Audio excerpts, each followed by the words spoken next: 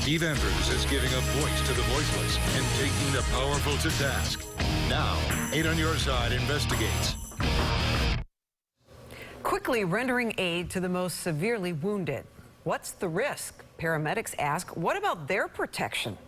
Well, after studying mass shootings around the country, the Hillsborough Sheriff's Office is developing a new plan. Yeah, this plan is designed to contain the shooter while paramedics move in to treat and save the most seriously wounded. But as 8 on Your Side senior investigative reporter Steve Andrews has found out, this plan is not without controversy. No, paramedics are a little bit concerned here. Hillsborough County Fire Rescue informed them at these active shooter incidents, they will have no ballistic protection. Last week, it was Virginia Beach, 12 shot dead by a coworker. In February 2018, a crazed teen murdered 17 students and staff, wounded 17 more at Marjorie Stoneman Douglas High School in Parkland. In Parkland, getting medical aid to people fast enough was a problem. Come to me, come to me, come to me. 3 years ago this week, 42 people gunned down by a terrorist at the Pulse nightclub in Orlando. It was a major issue in the Pulse nightclub that getting rescue to people fast enough was not happening.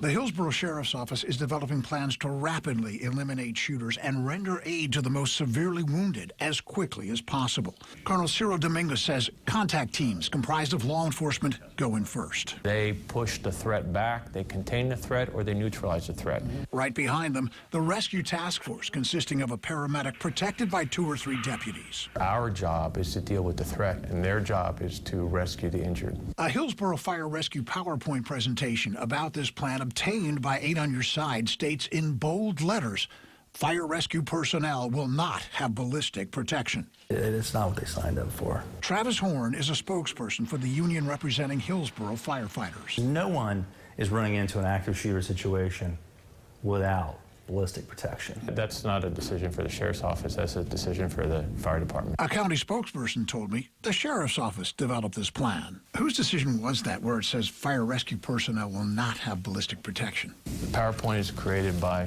the fire department. I'll tell you what, ask the county manager or one of the county commissioners if they'd run into a building with an active shooter without ballistic protection.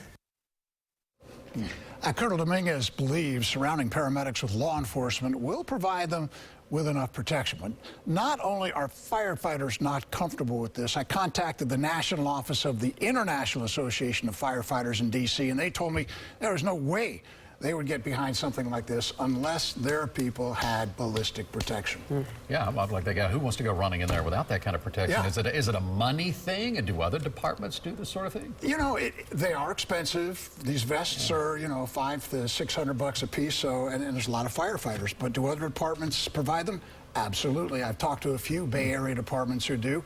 And I was told that in most major metropolitan areas in Florida, these departments provide ballistic protection for their firefighters, but not in Hillsborough and not in Tampa either. Interesting. Yeah. All right. Thanks, Steve. Sure. And if you have a problem you would like Steve to investigate, call our 8 on Your Side helpline, 1-800-338-0808.